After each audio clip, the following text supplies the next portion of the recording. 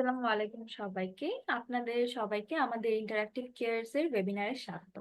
আজকের ওয়েবিনারে আমরা ডিসকাস করব on career opportunities in full stack web development and আমাদের ইনস্ট্রাক্টর হিসাবে থাকতেছেন সাইদুর রহমান সেতু ভাইয়া।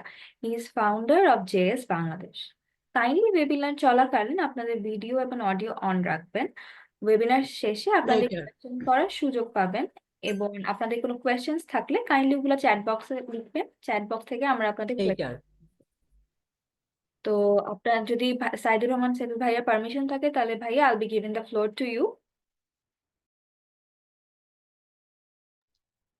ওকে, আসসালামু আলাইকুম এভরিওয়ান। হোপফুলি আপনারা সবাই ভালো আছেন, সুস্থ আছেন।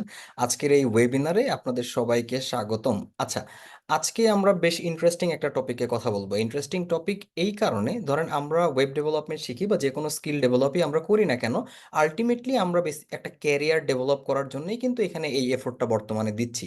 সো ওয়েব ডেভেলপমেন্ট কিভাবে একটা স্কেলেবল ক্যারিয়ার হিসেবে আপনি মানে তৈরি করতে পারেন, আপনার নিজেকে রেডি করতে পারেন, সেই জিনিসগুলো হচ্ছে আমরা আজকে আলোচনা করব। আমাদের একদম শুরুতে মনে হয় একটা ছোট্ট তফাৎ বুঝে নেওয়াটা খুব জরুরি, যে which one is job. Job কি জিনিস আর ক্যারিয়ার কি জিনিস। আপনার ক্যারিয়ারের খুব মানে একটা স্পেসিফিক পার্ট হইতে পারে, একটা অবজেক্টিভ হইতে পারে একটা জব, তাই না? বাট ক্যারিয়ার খুব ভাস্ট একটা ব্যাপার। আমরা এখানে স্পেসিফিক কোনো রোল বা জবের কথা চিন্তা করব না, আমরা ইন জেনারেল একটা এন্টায়ার ক্যারিয়ারের কথা চিন্তা করব।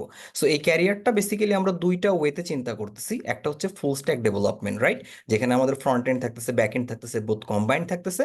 বাট আমরা এটার সাথে সাথে সিএমএস যে বিভিন্ন আমাদের প্ল্যাটফর্মগুলো আছে, লাইক আমরা অনেকেই হয়তো ওয়ার্ডপ্রেসের সাথে পরিচিত, জুমলার সাথে পরিচিত, দ্রুপালের সাথে পরিচিত, সেই বিষয়গুলো নিয়ে আমরা আলোচনা করব। মানে ইন জেনারেল আমাদের এই ওয়েব ডেভেলপমেন্টের যে সেক্টরটা আছে, এখানে আমরা কিভাবে একটা স্কেলেবল ক্যারিয়ার বিল্ড আপ করতে পারি সেটা নিয়ে আমরা আলোচনা করব। ওকে ফাইন, আমি আমার পরিচয়টা একটু দিয়ে নিই।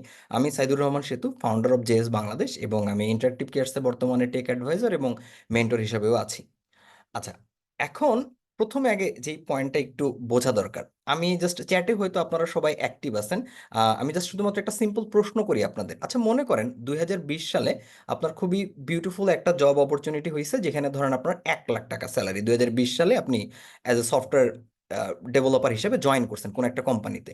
20 সালেও আপনার 1 লাখ টাকা স্যালারি, 21এও 1 লাখ, 22এও 1 লাখ, 23এও 1 লাখ, অলমোস্ট 24এও 1 লাখ। আচ্ছা, মানে এটা এটা আসলে আপনার কাছে কি মনে হয় যে আপনার কি গ্রোথ হচ্ছে নাকি হচ্ছে না? 1 লাখ যেমন আপনার কাছে মনে হতে পারে খুবই নাইস একটা amount, but ultimately what do you think, যে এটা কি আসলে গ্রোথের কোনো ইন্ডিকেটর দিল? নাকি আপনি এটাও বলতে পারেন যে না ভাই, আমি যেহেতু 4 বছর একই জায়গায় ওই একই নাম্বার আসলে ক্যারি করতে পারতেছি, ইন টার্মস অফ মানি এটা আসলে আমি সাস্টেনেবল বলতে পারি, বা সাস্টেনেবল ডেফিনেটলি বলতে পারেন। এটা কি কি আপনার মনে হয় যে এটা আসলে গ্রোথ? ওই সেম জায়গায় আছেন, যদিও টাকা একমাত্র মানদণ্ড না, এছাড়া আরো অনেকগুলো মানদণ্ড আছে একটা ক্যারিয়ারের গ্রোথের পিছনে। But what do you think, আপনাদের ভিউটা আসলে আমি জানতে চাচ্ছিলাম। ধরেন 4 ইয়ার কোনো ইনক্রিমেন্ট আপনার নাই, বাট খুবই হাই একটা স্যালারি, এটাকে কি আসলে গ্রোথ হিসেবে আপনি কাউন্ট করবেন?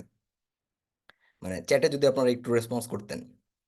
না, আপনারা ম্যাক্সিমামই আসলে কাউন্ট করতে চান না, যে এটাকে আপনি আসলে গ্রোথ হিসেবে কাউন্ট করবেন না। আচ্ছা, রাইট, ভেরি গুড। এখানে আসলে আমাদের যে ব্যাপারটা বুঝতে হবে যে না, এটা আমরা গ্রোথ হিসাবে কেন কাউন্ট করতে পারতেছি না, যে গ্রোথের আমি তো বললাম যে অনেকগুলো মানদণ্ড আমাদের থাকে। যেমন স্কিল ডেভেলপমেন্টও কিন্তু একটা মানদণ্ড। ধরেন 2020-এ আপনার স্কিল সেট যতটুকু ছিল, 21-এও ঠিক ততটুকু, 22-এও ততটুকু, 23-এও তাই, 24-এও তাই। তার মানে কি ইভেনচুয়ালি আপনার এই স্কিল একটা সময় ইররিলেভেন্ট হয়ে যাবে এবং আলটিমেটলি আপনি আসলে ফল করবেন। সো আমরা যখন স্কেলেবল ক্যারিয়ার নিয়ে কথা বলতেছি, তার মানে এটার সাথে নট অনলি শুধু টাকা পয়সা, এটার বাইরে আমাদের স্কিলও কিন্তু খুব ইম্পর্ট্যান্ট একটা ফ্যাক্টর হয়ে দাঁড়াবে। আমরা এখানে তিনটা প্রমিসিং সেক্টর নিয়ে আলোচনা করব, যে তিনটা প্রমিসিং সেক্টরে আমরা আমাদের ক্যারিয়ারগুলোকে ডেফিনেটলি আগায় নিয়ে যাওয়ার জন্য কাজ করতে পারি। বাট একটা জিনিস আমাদের মনে রাখতে হবে, এই তিনটা স্পেসিফিক পোর্শন ছাড়াও কিন্তু আরো অনেক অপশনস আমাদের কাছে আছে, অজস্র অপশনস আমাদের কাছে আছে। বাট আমরা জেনেরিক ভাবে এই তিনটা সেক্টর নিয়ে আলোচনা করব, যেখানে আপনি ইন্ডিভিজুয়াল হিসেবে কাজ করতে পারবেন। ইন্ডিভিজুয়াল কথাটা কেন বেশি ইম্পর্টেন্ট? ধরেন আপনি টিম ওয়াইজ কাজ করতে পারেন একটা প্রজেক্ট বেস, অথবা আপনি কোথাও জব করতে পারেন। এটা যেমন হইতে পারে আপনারা কিন্তু একটা টিম ফর্ম বা একটা ওই যে ফ্রিল্যান্স যে বিভিন্ন যে জবগুলো আছে, অন্যান্য টিমের সাথে কাজ করা, এরকম অনেকগুলো মাধ্যম আছে যেখানে একাধিক পার্সন মিলে আমরা কাজ করতে পারি। বাট আমরা আজকে জেনারেলি আলোচনা করার চেষ্টা করব যে ইন্ডিভিজুয়াল, আপনি একা আপনার জার্নিটা শুরু করতেছেন, সেক্ষেত্রে আপনি যদি একটা স্কেলেবল ক্যারিয়ারের দিকে যাইতে চান, কিভাবে করতে পারবেন। সো আমরা এইটুক তফাৎ হোপফুলি বুঝতে পারছি। জব হচ্ছে একটা specific task, specific responsibility, career একটা এন্টায়ার জার্নি। সো আমরা ওই ক্যারিয়ার নিয়ে আসলে এখানে আলোচনা করব। প্রথম যে প্রশ্নটা নিয়ে আমাদের একটু জানা দরকার সেটা হচ্ছে যে, যেটা খুবই কমন, একটা হচ্ছে লোকাল আর রিমোট জব। যেমন এর ভিতরে রিমোট জবের আমি যতটুকু জানি আমাদের অনেকেরই ইচ্ছা অনেক বেশি থাকে রিমোট জবে আমরা যাব, বাট এটারও আসলে বিশাল প্রস্তুতির দরকার আছে। তো কোন কোন পয়েন্টগুলো আপনার আসলে খুবই সিরিয়াসলি মাথায় রাখা উচিত যদি আপনি লোকাল জব বা রিমোট জবে আসলে সাস্টেন করতে চান, সেগুলো আমরা এখানে দেখতে পারি। প্রথম যে ব্যাপারটা দরকার সেটা হচ্ছে স্ট্যান্ডার্ড পোর্টফোলিও। এখন স্ট্যান্ডার্ড পোর্টফোলিও বলতে আমি আসলে কি বুঝাইতেছি, রাইট? স্ট্যান্ডার্ড পোর্টফোলিও, আপনাদের কারো কি পোর্টফোলিও আছে ভাই? আপনারা কেউ কি পোর্টফোলিও বানাইছেন আপনাদের কখনো? আমরা যেহেতু আজকে ক্যারিয়ার নিয়ে আলোচনা করতেছি, আমরা যেহেতু টেকনিক্যাল আলোচনা করতেছি না, তার মানে আমরা মোটামুটি এইটুক ধরে নিতে পারি যে বেসিক কিছু স্কিল আমি আসলে গ্যাদার করতে পারছি, দ্যাটস আমি এটার ক্যারিয়ার অপরচুনিটিস নিয়ে জানতে চাচ্ছি। যদিও আজকে আমরা সলিড স্কিল ডেভেলপমেন্ট কিভাবে করবো সেটা নিয়ে কিন্তু আমরা চিন্তা করতেছি না। আচ্ছা, যারা এখনো নট ইয়েট, কোনো সমস্যা নাই, আপনাদের জন্য আমি বলতেছি। ধরেন আপনি একটা ওয়েবসাইট আপনি একটা বানাইছেন, আপনার একটা পার্সোনাল ওয়েবসাইট বানাইছেন পোর্টফোলিও হিসাবে। ওইখানে আপনি 4-5টা প্রজেক্ট করছেন, এমন কিছু স্ক্রিনশট রেখে দিছেন যে আমি এইটা বানাইছি, এইটা বানাইছি, এটা বানাইছি। আচ্ছা, আপনার কি মনে হয় যে অনলি স্ক্রিনশট খুব বেশি ভ্যালু অ্যাড করতে পারে? অনলি স্ক্রিনশট কিন্তু খুব বেশি ভ্যালু অ্যাড করতে পারে না। আমরা যে পয়েন্টটা মিস করি নতুন হিসাবে, যে আমরা কেস স্টাডিজ লিখি না। আমরা যে প্রজেক্টটা নিয়ে কাজ করতেছি খুবই সিম্পল একটা প্রজেক্ট হতে পারে, আবার খুবই বড় একটা প্রজেক্ট হতে পারে। যেমন ট্রেডিশনালি যখন আমাদের কারেন্ট যে লার্নিং কার্ভ, এখানে যখন একটা স্টুডেন্ট ফুল স্ট্যাক ওয়েব ডেভেলপমেন্ট শেখে, খুবই কমন একটা প্রজেক্ট থাকে হচ্ছে ই কমার্স প্রজেক্ট, তাই না? ধরেন আপনি বাংলাদেশে যতগুলো এডটেক প্ল্যাটফর্ম আছে, প্রত্যেকটা এডটেক প্ল্যাটফর্ম কি করতেছে, তাদের ফুল স্ট্যাকের কোর্সগুলোতে এইরকম একটা ই কমার্স বেস প্রজেক্ট নিয়ে কিন্তু তারা কাজ করতেছে। এখন আপনারটা তাহলে আলাদা হবে কিভাবে? আপনি কি শুধুমাত্র ওই ই কমার্স ওয়েবসাইটটা করছেন, তার একটা স্ক্রিনশট দিলেন এবং ধরেন কোনো একটা লাইভ লিঙ্ক দিয়ে দিলেন, তাইলেই কি হইলো? না। এখানে যদি আপনি আর সবার চাইতে আলাদা থাকতে চান, এইরকম 20টা স্ক্রিনশটের চাইতে আপনি যদি 3-4টা প্রজেক্টও রাখেন, যেই প্রজেক্টে একটা ডিটেল কেস স্টাডিজ থাকবে। কি কি কেস স্টাডিজ? ধরেন আপনি কোন কোন টেকনোলজিস ব্যবহার করছেন, কেন ব্যবহার করছেন, কি কি চ্যালেঞ্জেস আপনি ফেস করছেন, সেই জিনিসগুলো যদি আপনি একটু অর্গানাইজড ওয়েতে লেখেন, একেবারে চ্যাট জিপিটি জেনারেটেড কথাবার্তা না, আপনি যদি অ্যাকচুয়াল আপনার ফিডব্যাকটা দেন যে না, এই প্রজেক্টটা করতে গিয়ে আমি এই টেকনোলজি ব্যবহার করছি, এই টেকনোলজিটা চুজ করার রিজনটা কি সেটা আপনি একটু ব্যাখ্যা করলেন, কি কি চ্যালেঞ্জেস আপনি ফেস করছেন সেটা আপনি বললেন, সেই চ্যালেঞ্জেসগুলো আপনি ওভারকাম করছেন কোথায় সেটাও আপনি বললেন, এবং এই এন্টায়ার প্রজেক্টটা কমপ্লিট করার পরে আপনার আসলে আরো ইমপ্রুভমেন্টের জায়গা কোথায় আছে, এই এন্টায়ার কেস স্টাডিজ যদি আপনি রেডি করতে পারেন 3টা 4টা প্রজেক্টের জন্যও, এইটাও আপনার একটা পোর্টফোলিওতে খুবই মারাত্মক ইম্প্যাক্ট রাখতে পারে। আরেকটা জিনিস আমি যেটা সবসময় রেকমেন্ড করি, আপনারা প্রত্যেকেই আপনাদের যখন এই পোর্টফোলিও বানাবেন, যেমন মাহফুজুর রহমান ভাই, কৌশিক ভাই, আপনারা যেটা বলতেছেন যে আপনারা এখনো বানান নাই, আপনারা যখন বানাবেন ট্রাই করবেন একটা স্পেসিফিক সেকশন রাখার, যেখানে হচ্ছে আপনি ব্লগ বা বিভিন্ন আর্টিকেল লিখবেন টেক রিলেটেড, আপনার টপিক রিলেটেড। আপনি ছোটোখাটো যে কোনো একটা আর্টিকেল লিখতে পারেন। মাল্টিপল আর্টিকেলস থাকলে হবে কি, আপনি যে অ্যাকচুয়ালি এই ব্যাপারটা নিয়ে প্যাশনেট সেই ব্যাপারটা ফুটে উঠবে। সো আপনি তখন দেখবেন যে মানে 20টা 30টা পোর্টফোলিওর ভিতরে আপনার পোর্টফোলিওটা আসলে অনেক বেশি স্ট্যান্ড আউট করবে। আপনার খুব আহামরি ডিজাইন দরকার নাই। যারা আপনার পোর্টফোলিওটা চেক করবে তারা আপনার ডিজাইনের জন্য আসলে চেক করবে না, চেক করবে যে আপনার এই ম্যাটেরিয়ালগুলা, সেই জিনিসগুলো আসলে আছে কিনা। আরেকটা যেটা খুব ইম্পর্টেন্ট একটা ফ্যাক্টর আমাদের নতুনদের জন্য, স্পেশালি যারা আমরা রিমোট জব নিয়ে চিন্তা করতেছি, সেটা হচ্ছে ওপেন সোর্স কন্ট্রিবিউশন। আচ্ছা, ওপেন সোর্স কন্ট্রিবিউশন নিয়ে কি আপনাদের কোনো আইডিয়া আছে কারো? মানে আপনারা কি এই জিনিসটার সাথে পরিচিত, বা নাম শুনছি কখনো, কাজ করা হয়নি, বাট এমনি পরিচিত আছি কি আমরা ওপেন সোর্স কন্ট্রিবিউশনের সাথে? Anybody? A little bit, okay fine. আচ্ছা, ম্যাক্সিমামের তাহলে আসলে আমরা যেটা বুঝতেছি যে হালকা একটা ধারণা আছে, খুব মানে বিগ কনটেক্সটে আমাদের কিছু নাই। আচ্ছা, যেমন ধরেন আমি আপনাকে একটা এক্সাম্পল দিই। যেমন আমরা সবাই কি জানি, মানে ওপেন সোর্স বলতে বোঝায় কি, যে যেই প্রজেক্টগুলোর যে সোর্স কোড, আমরা যে প্রজেক্টগুলো তৈরি করি, এই সোর্স কোডগুলো ওপেন থাকে, মানে অ্যাভেলেবল থাকে গিটহাব বা বিভিন্ন প্ল্যাটফর্মে। ওই স্পেসিফিক প্রজেক্টের সোর্স কোড ওপেন। ধরেন আপনি একটা অ্যাপ বানাইছেন, নর্মালি এই অ্যাপের সোর্স কোড তো আপনি পাবলিক করে দিবেন না, তাই না? কারণ আপনি একটা যখন অ্যাপ বানাবেন, সেই অ্যাপের আপনি কেন কোড সবাইরে দিয়ে দিবেন? তাহলে তো সবাই ক্লোন করতে পারবে। বাট কমিউনিটি ড্রিভেন কিছু কাজ থাকে। কমিউনিটি ড্রিভেন কাজগুলো কিরকম, যেমন মজিলা ফায়ারফক্সের নাম বোধহয় আমরা অনেকেই শুনছি, মজিলা কর্পোরেশন এরকম কিন্তু আছে, যারা বিভিন্ন রকম এরকম ওপেন সোর্স প্রজেক্ট বানায়। তারা যে প্রজেক্টগুলো বানায় হচ্ছে কমিউনিটির জন্য। এখন একটা প্রজেক্টে কি হয়, আমরা যখন একটা ফুল ফ্লেজ প্রজেক্ট বানাই, প্রজেক্ট কি প্রথমেই পিক্সেল পারফেক্ট হয়? না, সেখানে বিভিন্ন রকম বাগস থাকে, ইস্যুস থাকে, এজ কেস থাকে, বিভিন্ন রকম প্রবলেম থাকতে পারে। সো হয় কি, বিভিন্ন রকম এই প্রবলেমগুলা, ধরেন আমরা 10 জন মিলে ওই একটা প্রজেক্টে আলাদা আলাদা জায়গায় কাজ করতেছি। ধরেন আমি এই প্রবলেমটা সলভ করলাম, আরেকজন আরেকটা বাগ সলভ করলো, আরেকজন আরেকটা ফিচারের জন্য রিকোয়েস্ট করলো, সবাই মিলে কম্বাইন্ড আমরা একটা খুব বিউটিফুল প্রজেক্ট বানায় ফেলতে পারি। ইভেন আমরা ওয়ার্ডপ্রেসের নাম শুনছি অনেকে, লারাভেলের নাম শুনছি আমরা কেউ? এখানে আমরা ডেফিনেটলি লারাভেলের নাম আমার মনে হয় যে ম্যাক্সিমামে আমরা শুনছি, তাই না? লারাভেল আমরা নাম শুনছি না সবাই? লারাভেলের সাথে তো আমরা পরিচিত, এই যে সবাই আমরা মোটামুটি লারাভেলের সাথে পরিচিত। লারাভেলেও কিন্তু চাইলে আপনি দেখবেন যে লারাভেল কি পারফেক্ট, লারাভেল কি অ্যাবসলিউটলি বাগ ফ্রি, লারাভেলে কি কোনো সমস্যা নাই? না, আরও অনেক ইস্যুস, আরও অনেক ফিচার্স কিন্তু ডে বাই ডে আস্তে আস্তে সেখানে ইন্ট্রোডিউস হচ্ছে। সো আমরা কি করতে পারি, এইরকম বিভিন্ন ওপেন সোর্স যেই আমাদের এইরকম প্রজেক্টসগুলো আছে সেখানে আমরা কন্ট্রিবিউট করতে পারি। ইয়েস, এখানে একটা ব্যাপার থাকে, শুরুতে আমাদের সেই কনফিডেন্সটা থাকে না যে ভাই আমার কোডই তো স্ট্যান্ডার্ড না, আমি তো ভালো কোডই লিখতে পারি না, আমি আবার ওইখানে গিয়ে কি কন্ট্রিবিউট করবো এত বড় বড় জায়গায়, তাই না? বাট না, এই এই যে নিজের প্রতি এই যে যে নিজেকে এত ছোট ভাবার যে জায়গাটা, এটা থেকে বের হয়ে আসতে হবে। আমি যদি অ্যাটলিস্ট ট্রাই না করি, আমি যদি আমাকে যদি রিজেকশনই আমি না পাই, আমি কখনোই জানবো না যে আমার ইমপ্রুভমেন্টের জায়গাটা কোথায়। সো আমরা যখনই এরকম বিভিন্ন ওপেন সোর্সের দেখবো যে বিভিন্ন ইস্যুস আছে, বিভিন্ন কিছু আছে, আপনি যদি একটা সিম্পল গুগল সার্চ করেন, ইউটিউব সার্চ করেন, হাউ টু কন্ট্রিবিউট বা ইন ওপেন সোর্স প্রজেক্টস, আপনি অজস্র টিউটোরিয়ালস আর্টিকেল পাবেন। বিলিভ মি অর নট, আপনি চিন্তাই করতে পারবেন না এই ওপেন সোর্স প্রজেক্টের কন্ট্রিবিউশনগুলো ফ্রি দেখাইলেও এইগুলো যে আপনার কত অপরচুনিটিস তৈরি করে দিতে পারে, কত জব অফার আপনি পাইতে পারেন, এটা আপনার ইমাজিনেশনেরও বাইরে। সো আমি হাইলি রেকমেন্ড করব, আপনি যদি ইমিডিয়েটলি কোনো রিমোট জব না পান, আপনার যদি ওই এনাফ টাইম থাকে, আপনি ওপেন সোর্স প্রজেক্টে যত বেশি পসিবল কন্ট্রিবিউট করা শুরু করেন, অল্প অল্প অল্প অল্প করে স্টার্ট করলে আপনি দেখবেন যে পুরো জার্নিটা আপনার আসলে ক্লিয়ার হয়ে যাচ্ছে। অ্যান্ড এরপরে আমাদের আরেকটা খুব ইম্পর্টেন্ট টপিক থাকে, সেটা হচ্ছে সোশ্যাল মিডিয়া অ্যাক্টিভিটি। যেমন আমি যেটা পার্সোনালি বিলিভ করি, আমি যখন অ্যাটলিস্ট ফ্রেশার, আমি যখন জব খুঁজতেছি, আমি যে একটা স্পেসিফিক টেকনোলজিস নিয়ে কাজ করতেছি, টেকনোলজি বা টেকনোলজি সেট, এটা নিয়ে যখন কাজ করতেছি, আমার সোশ্যাল মিডিয়াতে সেই জিনিসগুলোর একেবারেই কোনো বহিঃপ্রকাশ নাই। আমি ধরেন টোটালি জাস্ট মিম শেয়ার করতেছি, ডেইলি মিম শেয়ার করতেছি, মানে একটা পোটেনশিয়াল রিক্রুটার সে জানেই না যে আমি কি নিয়ে কাজ করতেছি। সো আমি যত ভালো ডেভেলপারই হই, যত ভালো প্রোগ্রামারই হই, এটা কিন্তু কখনোই প্রকাশ পাবে না। সো সোশ্যাল মিডিয়া অ্যাক্টিভিটি আমি মনে করি যে ডেফিনেটলি একটা ইম্পর্টেন্ট ফ্যাক্টর বর্তমান সময়ে আইসা, কারণ অনেক মানুষই কিন্তু এই সোশ্যাল মিডিয়ার মাধ্যমে বর্তমানে প্রচুর হায়ারিং চলে। আপনারা অনেকেই লিঙ্কডইনের কথা জানেন, লিঙ্কডইন খুব ইম্পর্টেন্ট একটা মিডিয়াম। সো আমরা লিঙ্কডইনে তো ডেফিনেটলি অ্যাক্টিভ থাকবো। আমি রেকমেন্ড করব শুরুর দিকে আপনি এই ফেসবুক বেসড যে আপনার প্রোফাইলটা আছে, বিভিন্ন গ্রুপসগুলো আছে, এখানেও আপনি একটু অ্যাক্টিভ থাকার চেষ্টা করবেন যদি আপনি আপনার ক্যারিয়ারটা স্টার্ট করতে চান। আপনার এখানে যেটা হবে, আপনার নেটওয়ার্কিংটাও বাড়বে, যা মানুষের জানাশোনাও বাড়বে।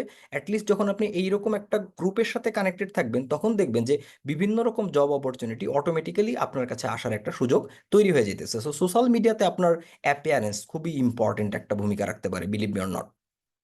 এরপর হচ্ছে নেটওয়ার্কিং। যেমন আজকের যে সেশনগুলোতে আপনারা আসছেন, এই সেশনে মানে টেকনিক্যালি আপনি না আসলেও পারতেন, আপনি হয়তো অন্য একটা কাজ করতে পারতেন, অন্য যে কোনো কিছুই এন্টারটেনিং কাজও আপনি করতে পারতেন। আপনি যখন এইখানে এই সময়টা ইনভেস্ট করতেছেন, ডেফিনেটলি আপনি এই ব্যাপারটা নিয়ে সিরিয়াস, যেটা খুবই পজিটিভ একটা ব্যাপার, আমি ট্রুলি রেসপেক্ট করি এই ব্যাপারটা। সো এই জায়গাটাতে নেটওয়ার্কিং বলতে আমরা বোঝাবো যে সবার কাছে গিয়ে ভাই কেমন আছেন, কি অবস্থা আপনার, এটা নেটওয়ার্কিং না।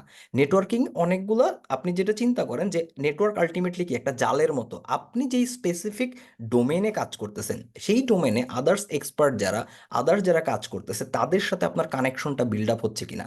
সো এইভাবে আপনি দেখবেন যে আপনি যতই আপনার রিলেভেন্ট টপিকে কানেকশন বিল্ড করবেন, তত আপনার আস্তে আস্তে কিন্তু পরিধিটা বাড়তে থাকবে। আমি যেটা কথা বলি মাঝে মাঝে, যে ধরেন একটা চোর, চোর একদম লিটারাল চোর, যে ধরেন চুরি করে, সে কখনোই গ্রেট চোর হইতে পারবে না যদি তার সার্কেল চোর না হয়। পারবে হইতে? আপনার কি মনে হয় এটা পসিবল? সো একটা চোরও যদি গ্রেট চোর হইতে হয়, তার সার্কেলটার চোর হইতে হয়।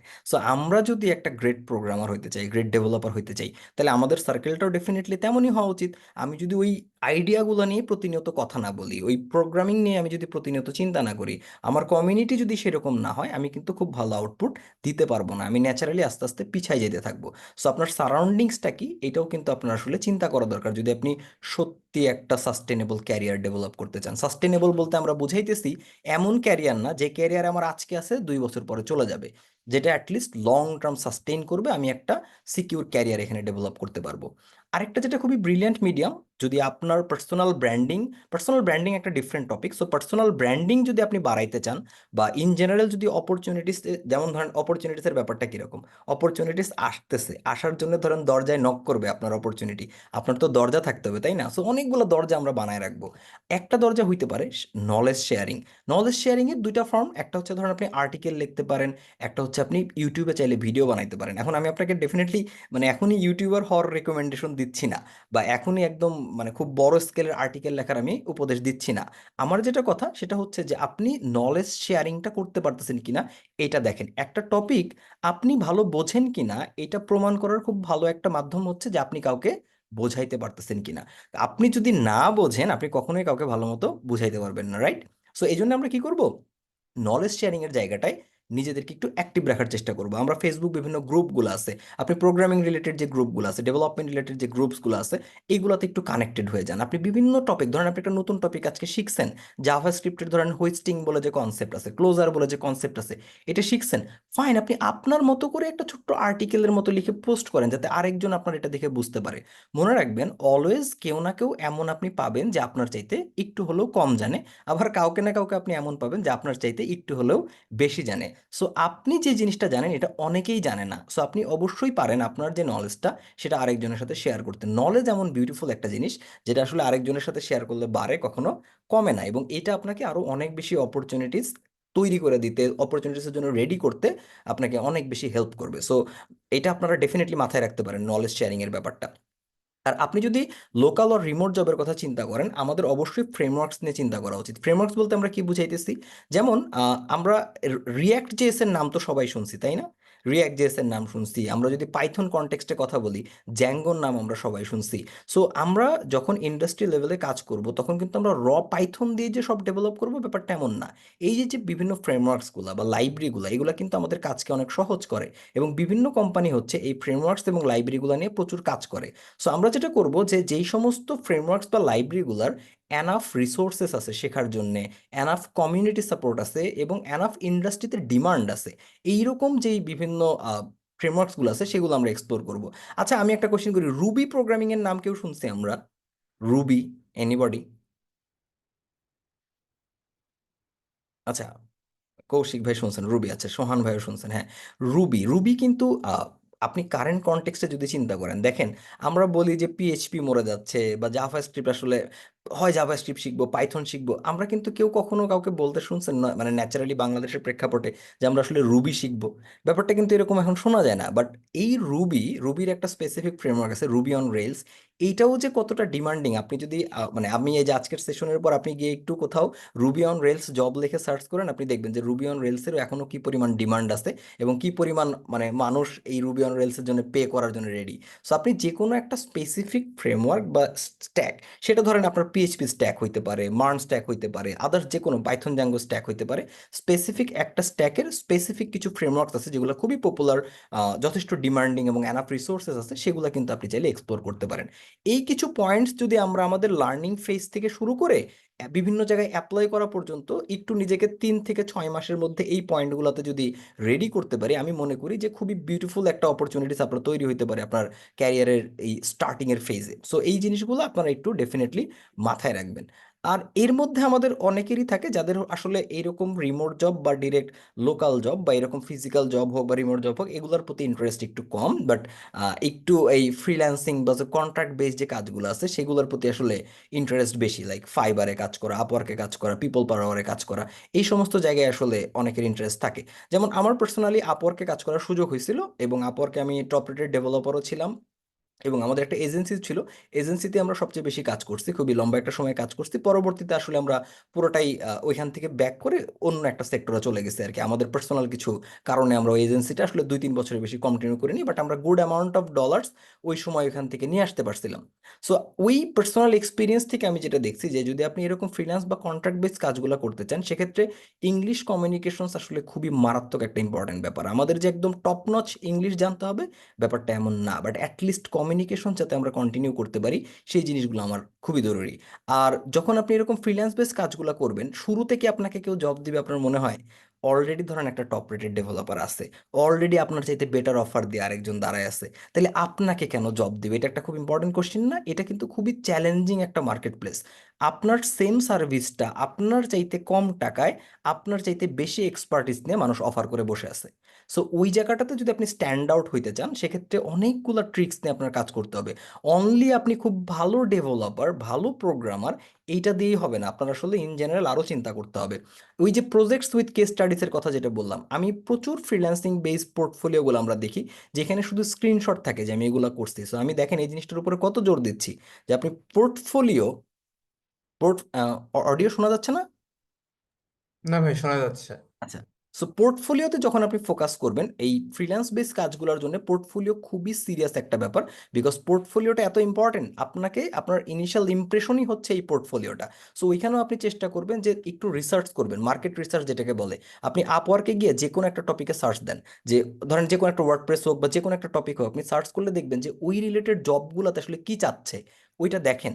এই যে ডিমান্ডিং যে জবগুলা, এগুলো যদি আপনি একটু অ্যানালাইসিস করে বেশ কিছু প্রজেক্টস রেডি করতে পারেন, জাস্ট 4টা বা 5টা প্রজেক্ট যদি আপনি রেডি করতে পারেন with good case studies and ভালো একটা প্রেজেন্টেশন দিয়ে, দেন খুব সহজে অ্যাজ এ বিগিনার হিসেবেও আপনি অনেকগুলো প্রজেক্ট পাওয়া শুরু করবেন। আপনি ডেফিনেটলি শুরুতে ওই অ্যাবসোলুট হাই প্রাইস আসলে এক্সপেক্ট করতে পারেন না, বাট মোটামুটি একটা স্ট্যান্ডার্ড প্রাইসিং দিয়ে যদি আপনি আগাইতে পারেন, দেন ডেফিনেটলি আমরা এই জায়গাটাতে খুব ভালো মতো আগাইতে পারি, কোনো সমস্যাই হবে না। সো আমাদের এই ফ্রিল্যান্স বেস কাজগুলোর ক্ষেত্রে যেটা হয় যে নর্মালি আমাদের ক্লায়েন্টসগুলো থাকে আসলে বাংলাদেশের টাইম জোনের বাইরে। সো ওই জায়গাটাতে আমরা এই টাইম ম্যানেজমেন্টটা খুব ইম্পর্ট্যান্ট একটা ব্যাপার হয়। যাদের বয়স ধরেন 22, 23, 24 থাকে, আমি জানি না যদি আপনাদের ম্যাক্সিমামের বয়স কত, আমার ধারণা ম্যাক্সিমাম এখানে 30-এর নিচেই থাকার কথা। সো যেই ইস্যুটা হবে আর কি, যে আপনি যদি প্রপার টাইম ম্যানেজ করতে না পারেন, আপনি যদি মনে করেন যে না আপনি অনলি রাত জেগেই সব কাজ কমপ্লিট করে ফেলতে পারবেন, সেক্ষেত্রে আপনার জন্য একটা দুঃসংবাদ আছে, আপনি খুব বেশি দিন এটা কন্টিনিউ করতে পারবেন না। আপনি ইভেনচুয়ালি সিক হয়ে যাবেন এবং আপনার প্রচুর হেলথ ইস্যু দেখা দিবে, যেটা পরবর্তীতে আপনার জন্য বিশাল প্রবলেমের কারণ হয়ে যাবে। সো আপনি বিরাট কোম্পানি দাঁড় করাবেন, বাট আপনি আসলে কাজ করতে পারতেছেন না, এরকম সিচুয়েশন হইতে পারে। সো ডেফিনেটলি একটু টাইম ম্যানেজমেন্ট নিয়ে চিন্তা করার, আমি মনে করি শুরু থেকে চিন্তা করা উচিত। একটু মানি ম্যানেজমেন্ট নিয়েও চিন্তা করা উচিত, বিকজ ফ্রিল্যান্স বেস যে কাজগুলা, আপনি যখন একটা জব করতেছেন ইউ নো যে at end of the month আপনি এই স্পেসিফিক স্যালারিটা পাবেন। বাট এরকম ফ্রিল্যান্স বা কন্ট্রাক্ট বেস যে জবগুলা, এগুলোতে কিন্তু এমন হয় না। সো অনেক টপ রেটেড ডেভেলপারও যে এভরি সিঙ্গেল উইক অনেক বেশি কাজ পায়, ব্যাপারটা এমন না। বাট তারা ব্যালেন্স করতে পারে। So time and money management skill যদি আমাদের না থাকে, আমরা এখানে গিয়ে সাফার করব। সো এই স্কিলগুলো অ্যাচিভ করা যায়। আপনি আসলে একটু পড়াশোনা করলে, একটু গুগল সার্চ বা ইউটিউব সার্চ করলে আপনি টাইম অ্যান্ড মানি কিভাবে ম্যানেজ করতে পারবেন সেই জিনিসগুলো আপনি ডেফিনেটলি দেখতে পারবেন। বাট আপনি যদি ফ্রিল্যান্সিং বা কন্ট্রাক্ট বেস কাজগুলোতে যাইতে চান, টাইম অ্যান্ড মানি ম্যানেজমেন্টের কোনো বিকল্প নাই। আর আমি মানে মানে অ্যাজ এ ভাই হিসাবে যেটা রেকমেন্ড করব, যে কখনোই নিজের পার্সোনাল হেলথ, ফিজিক্যাল হেলথ হোক, মেন্টাল হেলথ হোক, এটার উপরে প্রেশার দিয়ে আপনারা এই কাজগুলো করার চেষ্টা করবেন না। বিকজ এমনও হবে যে আপনার রাত 2টা নাই 3টা নাই উঠে উঠে আপনার সাপোর্ট দিতে হইতেছে, রাত 2টা 3টা নাই আপনার উঠে গিয়ে কাজ করতে হইতেছে। সো এটা ফর লং রান একটু সমস্যাই। বাট এটাও ম্যানেজ করা যায়। আপনি আস্তে আস্তে যদি পোটেনশিয়াল পার্টনার হায়ার করতে পারেন, একটা টিম বিল্ড আপ করতে পারেন, দেন আপনি হয়তো এটাকে পার্টে পার্টে ভাগ করে করতে পারবেন। সো আপনার শুরু থেকেই ওইটা মন মানসিকতা থাকা উচিত যে একদম অ্যাবসোলুট ওয়ান ম্যান আর্মি হয়ে এইরকম বিগ স্কেলে আগানোটা খুবই কঠিন হয়ে দাঁড়াইতে পারে আপনার জন্য। তবে আসার কথা হচ্ছে যে এইরকম ফ্রিল্যান্স বেস কাজগুলোর ক্ষেত্রে যদি ফুল স্ট্যাক নিয়ে আপনি কাজ করেন, বা ফ্রন্ট এন্ড বা স্পেসিফিক ব্যাক এন্ড নিয়েও কাজ করেন, মানে অলমোস্ট 80% ক্ষেত্রে যেটা দেখা যায় যে আপনি যাদের সাথে কাজ করতেছেন ওরাই হওয়া পরবর্তীতে আপনাকে কোনো না কোনোভাবেই আপনাকে তাদের এই রিমোট জবেই হায়ার করে নেবে। মানে একবারে আপনার কাজ যদি তাদের ভালো লাগে, পুরোপুরি তাদের ওইভাবেই তাদের শিফট করে নেবে। সো এটাও আমার খুব পার্সোনাল একটা বড় রিজন ছিল যাতে আমি পরবর্তীতে আহ, এই একদম আপওয়ার্ক বেস ফ্রিল্যান্সিং গুলো কন্টিনিউ করতে পারিনি, বিকজ আমার আসলে আদার্স ক্লায়েন্টদের সাথে মার্কেট প্লেসের বাইরেই একটা রিলেশনশিপ স্টাবলিশ হয়ে গেছিল। এবং আরেকটা যেটা খুব ইম্পর্টেন্ট ব্যাপার সেটা হচ্ছে পেশেন্স। ডেফিনেটলি একটু ধৈর্য রাখার চেষ্টা করবেন। এটা লোকাল জব হোক, রিমোট জব হোক, ফ্রিল্যান্স বেস জব হোক, আপনি প্রচুর রিজেকশন পাইতে পারেন। আবার আপনি যদি লাকি হন সেক্ষেত্রে হয়তো আর্লি সাকসেসও পাইতে পারেন। বাট আর্লি সাকসেস কখনোই আসলে খুব বেশি সময় সাস্টেনেবল হয় না। সো অনেক সময় যদি আপনার লাইফে সাকসেস না আসে, আমি মনে করি একটু ধৈর্য ধরা ভালো। স্লো সাকসেস অনেক সময় অনেক বড় বেনিফিটসের কারণ হয়ে দাঁড়াইতে পারে। সো পেশেন্স খুবই খুবই খুবই ইম্পর্টেন্ট একটা স্কিল আমাদের জন্য। ঠিক আছে, এটা আমাদের মাথায় রাখতে হবে। সো এই ফ্রিল্যান্সিং বেস কাজগুলো যদি আপনি করতে চান, সেক্ষেত্রে আপনি ওয়ার্ডপ্রেস, জুমলা, দ্রুপাল, ম্যাজেন্টো, এই যে ফ্রেমওয়ার্ক, এই যে সিএমএস গুলো আছে যেগুলোকে আমরা বলি হচ্ছে কন্টেন্ট ম্যানেজমেন্ট সিস্টেম, এই সিএমএস গুলো আপনি চাইলে একটু এক্সপ্লোর করে দেখতে পারেন, খুবই ইজি। এটাও আপনি চাইলে এক্সপ্লোর করতে পারেন। তবে তবে আপনার যদি ইচ্ছা থাকে যে না ভাই আমি আসলে কোর প্রোগ্রামিং করতে চাই, কোর ওয়েব ডেভেলপমেন্ট করতে চাই, একদম স্ক্র্যাচ থেকে ফ্রন্ট এন্ড এবং ব্যাক এন্ড শিখতে চাই, সেক্ষেত্রে আমি আসলে এই টাইপের যে সিএমএস গুলো আছে, এই সিএমএস গুলো শুরুতেই রেকমেন্ড করি না। কারণ এই সিএমএস গুলা যেটা বড় সমস্যা, বা মানে সমস্যা এই অর্থে, এটা একটা সুবিধা এবং একই সাথে সমস্যা। সুবিধা এই কারণে যে খুব অল্প সময়ে অল্প নলেজ দিয়ে একটা কমপ্লিট ফুল ফেস্ট ওয়েবসাইট বানায় ফেলে দেওয়া যায় এই এই সিএমএস গুলা দিয়ে। বাট এখানে আবার আমাদের এটা সমস্যা আছে। সমস্যাটা কি? আপনি যখন খুবই অল্প এফোর্টে এরকম একটা কমপ্লিট ওয়েবসাইট বানাই ফেলে দিতে পারবেন, আপনার ফ্রন্ট এন্ডের নলেজও গেইন হবে না, ব্যাক এন্ডের নলেজও গেইন হবে না, আপনি ওই লুপেই পড়ে যাবেন। সো এই জন্যেই শুরুতে যদি আপনারা একটা স্ট্র্যাটেজিক ওয়েতে একদম ফ্রন্ট এন্ডও শিখবেন, ব্যাক এন্ডও শিখবেন, এরকম একটা প্রসেসে যাইতে পারেন, পরবর্তীতে আপনি দেখবেন যে এইরকম সিএমএস গুলো এক্সপ্লোর করাটা খুবই খুবই ইজি আমাদের জন্য হবে। এবং আমরা এই সিএমএস গুলো ডেফিনেটলি এক্সপ্লোর করবো বা করার পক্ষেও আমি, কারণ যেখানে ওয়ার্ল্ডের ধরেন 43.4% ওয়েবসাইট, মানে ভিজিবল ওয়েবসাইটের 43.4% কিন্তু ম্যাসিভ, ম্যাসিভ নাম্বার।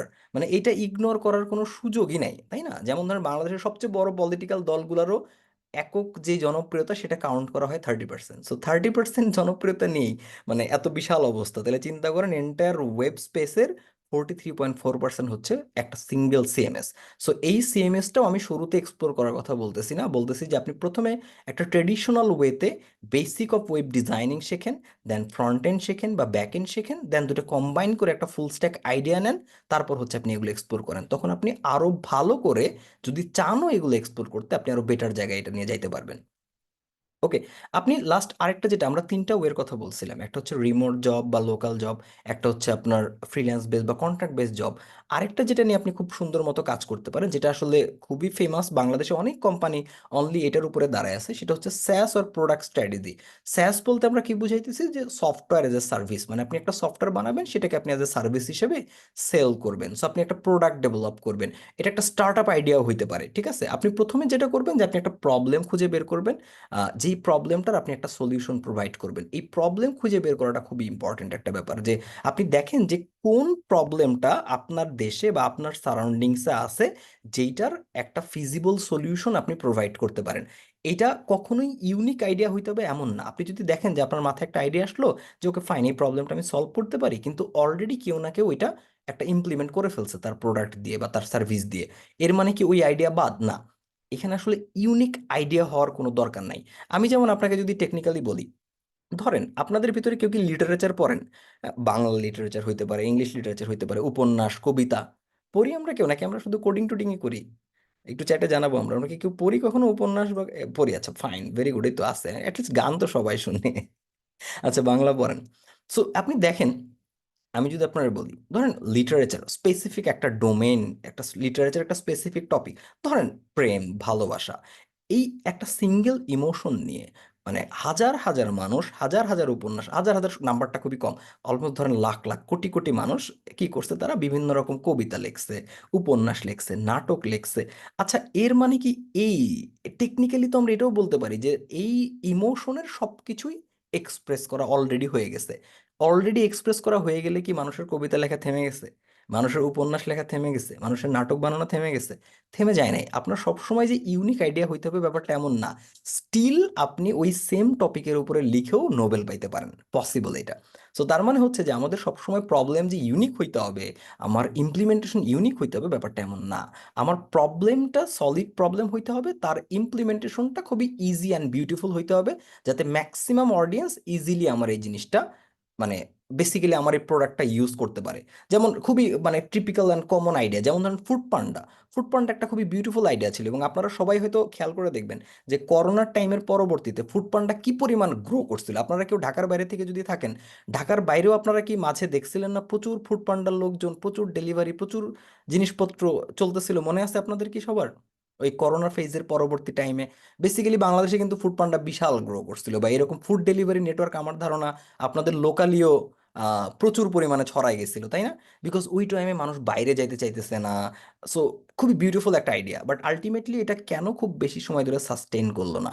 এটাও যদি আপনি চিন্তা করেন যে আলটিমেটলি রেস্টুরেন্ট বা এই জায়গাগুলোতে মানুষ যাই হচ্ছে টাইম স্পেন্ড করতে, অনলি ফুড কিন্তু এখানে মেন ফ্যাক্ট না, তাই না?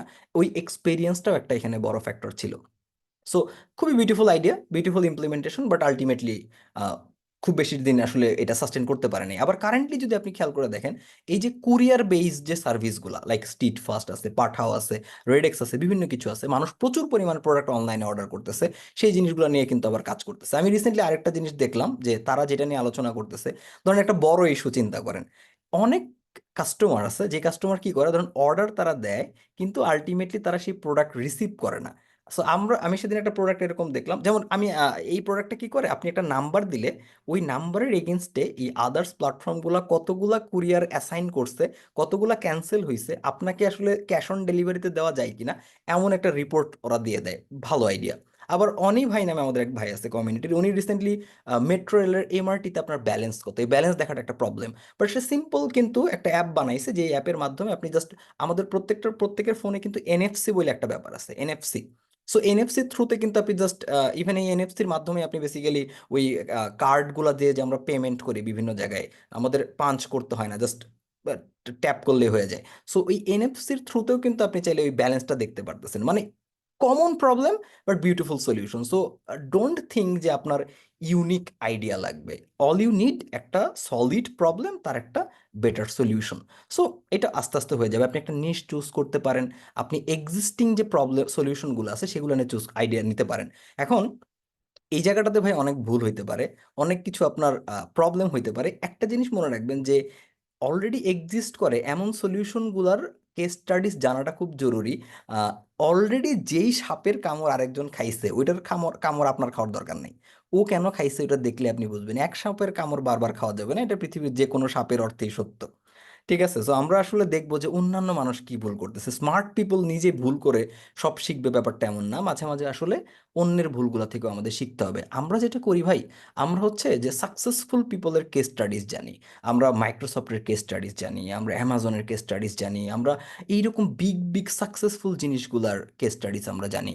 বাট আপনার কি মনে হয় না ভাই যে আসলে একটু ফেইল্ড যারা, তাদের কেস স্টাডিজও জানা দরকার? হোয়াট ডু ইউ থিঙ্ক, মানে আপনার কি মনে হয় না এটা, যে আমাদের আসলে ফেইল্ড যে সমস্ত স্টার্ট আপগুলো আছে, কেন ফেইল্ড হইলো? বাইজুস, যারা একটা সময় মেসিরে তারা তাদের নিয়ে আসছিল তাদের প্রমোশনের জন্য, মানে ইনসেইন মেসিরে নিয়ে আসতেছেন আপনি, বাট তারা কেন ফল করতেছে? তো আপনি যেই নিশ নিয়ে কাজ করতেছেন, ওই নিশের এক্সিস্টিং সলিউশনগুলো কি করতেছে, সেই জিনিসগুলো কিন্তু আমাদের একটু রিসার্চ করা খুবই জরুরি। সো মানে আলটিমেটলি প্রোডাক্ট ডট স্যাস খুবই বিউটিফুল মার্কেট। এখানে আপনার কোড ক্যানার ইনভার্টার, এখানেও আপনি কিছু প্রোডাক্ট দেখতে পারেন, আপনার ওন পার্সোনাল একটা সলিউশন হইতে পারে। আপনি এক্সিস্টিং প্রবলেমগুলো রিসার্চ করেন, তাদের আদার্স যারা, তাদের ভুলগুলা কি, তাদের থেকে আপনি কোথায় বেটার হইতে পারেন, বেটার সাপোর্ট দিতে পারেন, সেই জিনিসগুলো আপনি দিতে পারেন। এগুলোর বিভিন্ন মডেল হয়, প্রিমিয়াম মডেল হয়, পেইড মডেল হয়, বিভিন্ন মডেল হয়। যেমন এই এক্সাম্পলগুলো আপনি দেখতে পারবেন, একটা অ্যাপ আপনি ইনস্টল করলেন, সার্টেন কিছু ফিচার্স আপনি ফ্রি পাচ্ছেন, যদি ওই ফ্রিগুলো মানুষের ভালো লাগে, সে আসলে একটা পেইড সাবস্ক্রিপশন বা পেইড সলিউশনে যায়। তো এরকম অনেক টাইপের আইডিয়া আছে। আর এখন তো সবার কাছে স্মার্টফোন আছে, তাই না? সবার কাছে স্মার্টফোন আছে। ইভেন বাংলাদেশে একটা সময় ছিল যে আইওএস খুব বেশি ছিল না, এখন আপনি দেখবেন যে মোটামুটি মানুষের এনাফ থাকার জায়গা না থাকলেও একটা আইফোন থাকে। অবস্থা যা দাঁড়াইছে। সো তার মানে বাংলাদেশের আইওএস এর মার্কেটটাও কিন্তু গ্রো করতেছে। সো একটা সময় ছিল যে অ্যান্ড্রয়েড অ্যাপ্লিকেশন ডেভেলপ করে মানুষ অনেক ইউনিক ইউনিক অ্যান্ড্রয়েড অ্যাপ দিয়েও অনেক ভালো সাস্টেনেবল একটা বিজনেস দাঁড় করায় ফেলছে। সো আইওএস ডেভেলপমেন্টের দিকেও ডেফিনেটলি আপনারা চিন্তা করতে পারেন। এখন ম্যাকের ইকোসিস্টেম, প্রচুর মানুষ ম্যাক ব্যবহার করে, প্রচুর মানুষ আইফোন ব্যবহার করে। ঠিক আছে, so as long as iPhone আসলে মানে ওই ছাপরি ক্যাটাগরিতে যাইতেছে না, ততদিন ছাপরি ক্যাটাগরিতে গেলেও বিজনেস করতে পারবো আমরা, সমস্যা নাই। বাট আমাদের জাস্ট খালি খুঁজতে হবে যে কোন প্রোডাক্টটা নিয়ে আমরা কাজ করতে পারি। আচ্ছা, হোপফুলি আমি কোনো আইফোন ইউজারদের অফেন্ড করি নাই, যদিও আমি নিজে ম্যাকেই এটা লাইভ করতেছি আর কি, সো কনফ্লিক্টিং। আচ্ছা, অ্যান্ড এরপর হচ্ছে আপনার প্রোডাক্টের সাপোর্ট খুব ইম্পর্ট্যান্ট একটা ব্যাপার, আপনার সাপোর্ট একটা খুবই মারাত্মক ব্যাপার। আপনি প্রোডাক্টটা যদি টিকায় রাখতে চান, যে কোনো গুড প্রোডাক্ট, এটা শুধুমাত্র প্রোডাক্টের জন্য না, এই যে বিভিন্ন এডটেকেরও এখান থেকে শিক্ষা নেওয়ার আছে, ইন্টারেক্টিভ কেয়ার্সেরও শিক্ষা নেওয়ার আছে, আদার্স এডটেকেরও শিক্ষা নেওয়া আছে। যেদিন থেকে এই কোম্পানিগুলো আলটিমেটলি সাপোর্ট দেওয়া কমাই দিবে, যেদিন থেকে আলটিমেটলি আপনাদের কথা এরা শোনা কমাই দিবে, সেদিন থেকে হচ্ছে এরা পতনের দিকে যাবে। এটাই হচ্ছে একমাত্র কথা। মানে আরো যদিও ফ্যাক্টর আছে, বাট মেইন ফ্যাক্টর হচ্ছে অডিয়েন্সের যেই সাপোর্ট, সেটা। সো সাপোর্ট ইজ দ্য কি, এখানে আপনার সাপোর্টটা মাথায় রাখতে হবে।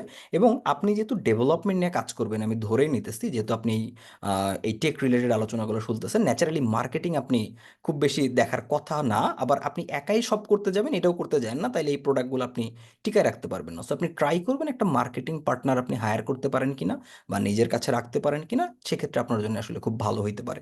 সো আমরা মোটামুটি তিনটা ক্যাটাগরি এক্সপ্লোর করলাম। একটা হচ্ছে আমরা লোকাল আর রিমোট জবের ক্ষেত্রে কি করতে পারি, সেখানে আমরা আমাদের পোর্টফোলিও রেডি করা থেকে শুরু করে প্রিপারেশন বা ওপেন সোর্স কন্ট্রিবিউশন কি হইতে পারে সেটা দেখলাম। আমরা ফ্রিল্যান্স বা প্রজেক্ট বেসড যে কাজগুলো আছে সেগুলো আমরা কিভাবে করতে পারি সেগুলো আমরা দেখলাম। সেখানে আমাদের কোন কোন টাইম ম্যানেজমেন্ট, মানি ম্যানেজমেন্ট, বা আমাদের পোর্টফোলিওটা রেডি করা, বা সুন্দর কভার লেটার লেখা, এরকম বিভিন্ন বিভিন্ন ছোট ছোট ফ্যাক্টর সেখানে কিন্তু আমাদের রয়ে গেছে। এবং লাস্টলি আমরা যেটা বললাম সেটা হচ্ছে স্যাস ওর প্রোডাক্ট স্ট্র্যাটেজি, কিভাবে আমরা আসলে প্রবলেম নিয়ে চিন্তা করতে পারি, আমাদের কি ইউনিক আইডিয়া দরকার কিনা বা রিসার্চ করতে পারি কিনা আমরা ফেইলরদের কাছ থেকে। এই সমস্ত ইন জেনারেল আইডিয়াগুলো নিয়ে আমরা চাইলে আমাদের কিন্তু একটা ক্যারিয়ারের দিকে আগাইতে পারি। বাট এইখানে আমাদের একটা জিনিস মনে রাখতে হবে, ধরেন দুনিয়ার সবচেয়ে বেশি সিসি সম্পন্ন, সবচেয়ে বেশি পাওয়ারফুল বাইক আপনাকে দিলাম, কিন্তু আপনার বাইকের কোনো ফুয়েল নাই। তাইলে কি আপনি একটা সাইকেলের সাথেও বেসিক্যালি পারবেন? আপনি আসলে সাইকেলের সাথেও বেসিক্যালি পারবেন না, বরং তো সাইকেলের একটা প্লাস পয়েন্ট যে ওর কোনো জ্বালানি লাগে না, আপনার পায়ের শক্তি এনাফ। সো আসলে পাওয়ারফুল বাইক অ্যাবসোলুটলি পাওয়ারলেস যদি তার ফুয়েল না থাকে। তো সিমিলারলি আমি ধরেন বিশাল প্রিপারেশন নিতেছি, বিশালভাবে নিজের রেডি করতেছি, পোর্টফোলিও রেডি করতেছি, বাট আমার আসলে স্কিল নাই, তাইলে কোনো লাভ আছে? আমি আসলে পারি না, আমি জানি না, আমি হচ্ছে কোনো স্পেসিফিক জায়গায় আমার ব্রেন রে রাখতে পারি না, ফোকাস রাখতে পারি না। আমি আজকে এটার অর্ধেক শিখি, কালকে আরেকটার অর্ধেক শিখি, তারপর আরেকদিন আরেকটার অর্ধেক শিখি, কোনোটারই আমি আসলে ভালো কিছু না। ঠিক আছে? সো এই জায়গাটাতে আমাদের আমি যেই লাইনটা আমার রিসেন্টলি খুব ভালো লাগছে আমার এক ফ্রেন্ডের, সেটাই আমি সব জায়গায় আমার স্টুডেন্টদের বলি যে ওই সিংহের লেজ হওয়ার চাইতে বিড়ালের মাথা হওয়া ভালো। সো সেরকম আপনি সবগুলো টেকনোলজির ওই লেজ হওয়ার চাইতে আপনি একটা স্পেসিফিক ডোমেনের খুব ছোট্ট একটা টপিক হইতে পারে, ওইটার যদি বস হন, ওইটার যদি আপনি মাথা লেভেলে যাইতে পারেন, যে না আপনি এমনভাবে নিজেকে প্ল্যান করবেন যে আমি এই স্পেসিফিক নিশে বাংলাদেশের ওয়ান অফ দ্য বেস্ট হব, আপনি দেখবেন যে এটা খুবই পসিবল। বাংলাদেশের ওয়ান অফ দ্য বেস্ট হওয়া একেবারেই ইজি, এই কারণে ইজি যে এইখানে কেউ ডিপ কোনো কিছুতে যায় না, মানে ডিপ ডাইভ দেয় না। সবাই হচ্ছে একটা ওভারঅল বার্ডস আই ভিউ নিয়ে ওকে ফাইন কনফিডেন্ট যে আমি পারি, বাট আসলে তা না। আপনি যে কোনো একটা নিশ খুঁজে বের করেন, আপনি হয় ফ্রন্ট এন্ডের বা ব্যাক এন্ডের স্পেসিফিক একটা টেকনোলজিতে খুব ভালো হন, এত ভালো যে আপনার আশেপাশের কেউ আর এত ভালো না। সো আপনার সব জানতে হবে না, আপনি যদি স্পেসিফিক একটা ফ্রেমওয়ার্ক, একটা লাইব্রেরি বা একটা টেকনোলজির যদি খুব ডিটেলস জানেন, ফান্ডামেন্টালস যদি আপনার স্ট্রং থাকে, দেন আসলে আপনার এই জার্নিটা, এই ক্যারিয়ারের যে এন্টায়ার জার্নিটা, এটা অনেক বেশি স্মুথ হয়ে যাবে। সো আমরা যাতে খুব শুধুমাত্র ভালো বাইক বা ভালো, এই ভালো বাইককে ধরেন ভালো পোর্টফোলিওর মতো চিন্তা করেন, এইভাবে রেডি না করি যে আমার আসলে ফুয়েলই নাই। সো আগে আমরা হচ্ছে সেই ফুয়েলের দিকে ফোকাস দেব, স্কিল ডেভেলপমেন্টের দিকে চিন্তা করব। এবং এখানে যদিও প্রতিনিয়ত ইন্টারেক্টিভ কেয়ার থেকে এরকম বিভিন্ন মানে এনরোল টেনরোলের জন্য বিভিন্ন মার্কেটিং ম্যাটেরিয়ালস প্রোভাইড করা হইতেছে, বাট আমি যেটা রেকমেন্ড করব, মানে প্ল্যাটফর্ম কোনো ম্যাটার না ভাই। আপনার যার কাছ থেকে গাইডেন্স নিতে ভাল লাগে, যার কথা আপনার ভাল লাগে, যার কথা আপনি বোঝেন, এইরকম বিভিন্ন রিসোর্স হইতে পারে, ইউটিউব হইতে পারে, আরো ইউডেমি হইতে পারে, আরো 10টা বাংলা এডটেক প্ল্যাটফর্ম হইতে পারে। প্ল্যাটফর্ম কোনো ম্যাটার না, আপনি যে কোনো জায়গা থেকে একটা সার্টেন স্কিল ডেভেলপ করেন, দেন ওই অনুযায়ী নিজেকে প্রিপেয়ার করেন, নিজেকে রেডি করেন। কারণ এন্ড অফ দ্য ডে আপনি খুব ভালো প্রোগ্রামার, আপনি খুব ভালো ডেভেলপার হইতে পারলে এটার বেনিফিটস আমরা সবাই পাবো। কারণ আমরা যখন যখন যদি কোনো একটা প্রজেক্ট নিয়ে, কোনো একটা আইডিয়া নিয়ে কাজ করতে চাই, পোটেনশিয়াল যে মানুষগুলো আমাদের দরকার সেগুলো বেসিক্যালি আপনারাই হবেন। মানে এই যে নতুন বাংলাদেশ রিবিল্ড করার যে আমরা কথা বলতেছি, এগুলোর আলটিমেট অংশীদারিত্ব আপনাদেরই হবে। সো আসলে ম্যাটার করে না পার্সোনালি আমার কাছে আপনি কোন প্ল্যাটফর্ম থেকে শিখতেছেন, কি করতেছেন, যেটা সবচেয়ে বেশি ম্যাটার করে সেটা হচ্ছে আপনি শিখতেছেন কিনা। ঠিক আছে? সো প্রতিনিয়ত একটু নিজের প্রতি নিজের যত্নটা রাখেন, ক্লিয়ার একটা টার্গেট রাখেন, এবং একটা অ্যাচিভেবল টার্গেট রাখেন, অ্যাবজার্ভড একটা টার্গেট রাখেন না যে আমি 6 মাস পরে ওয়েব ডেভেলপার হয়ে যাব। এটা একটা খুবই মানে মানে কি বলবো, একটা অ্যাবজার্ভড একটা কথা যে আমি 6 মাস পরে ওয়েব ডেভেলপার হয়ে যাব। না, আমি এইভাবে ব্রড টার্গেট চুজ করব না, আমি এইভাবে বলতে পারি যে ওকে আমি এই 6 মাস পরে রিয়াক্ট দিয়ে এইরকম স্পেসিফিক একটা অ্যাপ ডেভেলপ করব। ধরেন আমি একটা নোট টেকিং অ্যাপ বানাবো রিয়াক্ট দিয়ে উইদিন 3 মান্থস। এইরকম যখন অ্যাচিভেবল গোল নিয়ে আপনি চিন্তা করবেন, তখন হচ্ছে যে জিনিসটা আরো বেটার হবে। যেমন ধরেন আমরা যেই কথাটা, মানে একটা এক্সাম্পল আমি যদি দেই, আমরা সবাই কি বলি যে আমরা আসলে নিরাপদ সড়ক চাই, রাইট? নিরাপদ সড়ক চাই, আমিও চাই, সবাই চাই, আমরা সবাই চাই। এটা নিয়ে যদি কালকে আমরা রাস্তা বন্ধ করে দিই, এমন কোনো সার্টেন ক্রাইটেরিয়া আছে যেটা ফুল হওয়া মাত্রই আমরা বুঝতে পারবো যে না আমাদের সড়ক নিরাপদ হয়ে গেছে? না, এরকম কোনো স্পেসিফিক মানদণ্ড নাই যে এটা হইলেই সড়ক নিরাপদ। এটা একটা কন্টিনিউয়াস প্রসেস, রাইট? সো আমাদের অ্যাচিভেবল বানাইতে হবে জিনিসটা, যে ওকে ফাইন আমাদের রোড ডিভাইডার লাগবে, আমাদের জেব্রা ক্রসিং লাগবে, এটা লাগবে, ওইটা লাগবে, এরকম অ্যাচিভেবল টার্গেট দরকার। মানে ওই ম্যাসিভ টার্গেট, নিরাপদ সড়ক চাই এরকম র্যান্ডম বললে হবে না। তো সিমিলারলি আমরা যদি বলি যে আমি 6 মাসে ওয়েব ডেভেলপার হয়ে যাবো, এটা আসলে একটা মানে ক্লিয়ার টার্গেট। আপনি 6 মাসে কি কি টেকনোলজি শিখতে চান এবং সেটাতে আপনি কি বানাইতে চান, এটা এখনই আপনি চুজ করে ফেলতে পারেন। দেন ওইটা কিভাবে অ্যাচিভ করা যায় সেই গাইডেন্সটা আপনি কারো না কারো কাছ থেকে নিয়ে আপনার জার্নিটা স্টার্ট করতে পারেন। সো এই জায়গাগুলোই বাংলাদেশের যারা এডটেক বিভিন্ন প্ল্যাটফর্ম আছে, এদের আমি খুবই রেসপেক্ট করি, বিকজ তারা তাদের মেন্টরদের থ্রুতে, মেন্টরদের এক্সপিরিয়েন্সের বেস করে খুব সুন্দর কারিকুলামগুলো রেডি করে, যেগুলো আপনি ফলো করলে, এটা শুধু ইন্টারেক্টিভ ক্লাস না, আমি যে কোনো প্ল্যাটফর্মের কথাই বলতেছি, তাদের যে কোনো একটা অর্গানাইজড কারিকুলাম যদি আপনি ফলো করে যান, দেন ডেফিনেটলি আমি মনে করি যে ওই অ্যাচিভেবল গোলগুলো তারা আপনাকে ওই মডিউল বাই মডিউল দিয়ে দিবে, যে আপনি এগুলো এখন কমপ্লিট করেন, এই অ্যাসাইনমেন্টটা করেন, এটা করেন। এই গাইডেন্সটা আসলে সবচেয়ে বেশি ইম্পর্টেন্ট। মানে এই কোর্স ম্যাটেরিয়াল এগুলো ইউটিউবেও পাওয়া যায়, বাট আলটিমেট যে গাইডেন্সটা, সাপোর্টিংটা, মেন্টরিংটা, এটা হচ্ছে সবচেয়ে ইম্পর্টেন্ট ব্যাপার। সো আপনাদের ক্লিয়ার টার্গেট থাকুক, অ্যাচিভেবল গোল থাকুক, এবং আলটিমেটলি আপনারাই একটা বিউটিফুল যে আইটি নির্ভর বাংলাদেশ যেটা, সেটা তৈরি করেন, এটাই হলো আমার আলটিমেট চাওয়া। সো আপনাদের সবাইকে অসংখ্য ধন্যবাদ ধৈর্য ধরে এই বক্তব্য বা এই কথাগুলো শোনার জন্য। হোপফুলি খুব বেশি বোরিং লাগে নাই আর কি। থ্যাংক ইউ এভরিওয়ান, আপনাদের সাথে কথা বলতে পারে আমার খুবই খুবই খুবই ভালো লাগছে। আপনারা যথেষ্ট ওয়েল বিহেভড অ্যান্ড পশ। আমি তাই তো দেখলাম পুরোটা সময় কেউ একদম অ্যাবসলুটলি কোনো উল্টাপাল্টা কথা নাই। খুবই ভালো লাগলো আপনাদের সাথে এই সেশনটা নিতে পাইরা।